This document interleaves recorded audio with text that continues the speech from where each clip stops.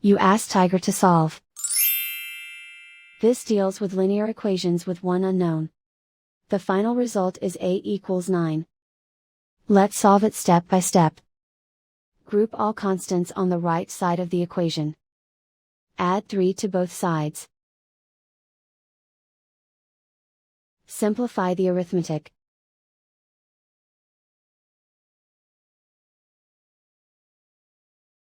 Isolate the a. Divide both sides by 2. Simplify the fraction. Find the greatest common factor of the numerator and denominator. Factor out and cancel the greatest common factor. And so the final result is a equals 9.